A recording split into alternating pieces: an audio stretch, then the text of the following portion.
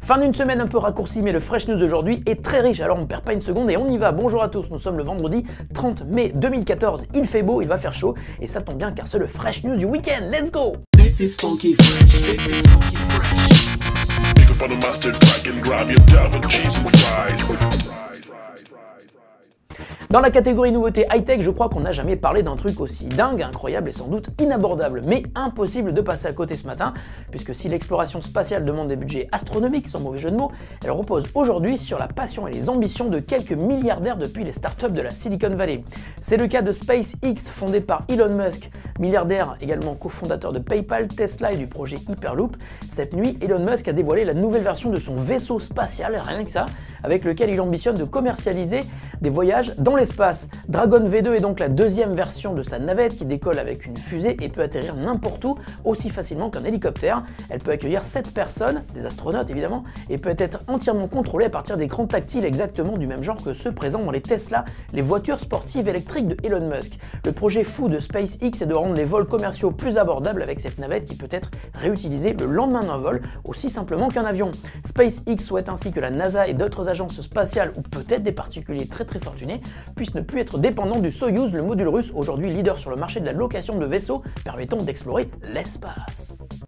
Après la vidéo de Dr. Dre qui fêtait sa victoire un peu trop tôt et visiblement éméchée, publiée il y a quelques jours, on en a déjà parlé, on attendait l'officialisation de la nouvelle du rachat de Beats Electronic par Apple et celle-ci est finalement tombée hier soir. Apple rachète donc Beats Electronic pour la somme de 3 milliards de dollars. Ce prix qui représente 3 semaines de chiffre d'affaires pour Apple comprend 500 millions rien que pour la partie Beats Music, le service de streaming sorti il y a quelques mois par la compagnie fondée par Dr. Dre et Jimmy Iovine.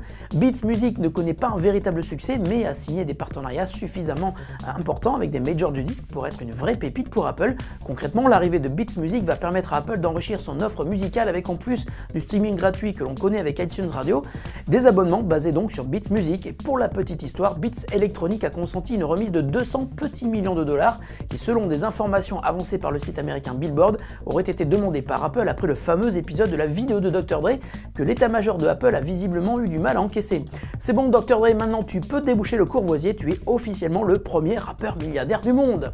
Lundi soir, nous serons sur le pont pour vous faire vivre la conférence développeurs de Apple sur biggeek.fr où nous allons vous commenter toutes les annonces en direct. D'après ce qu'on a dévoilé les big boss de Apple, la WWDC 2014 devrait être la plus importante depuis longtemps avec de nombreuses nouveautés qui y sont attendues. Et on fait un point ce matin sur ce qui pourrait être annoncé.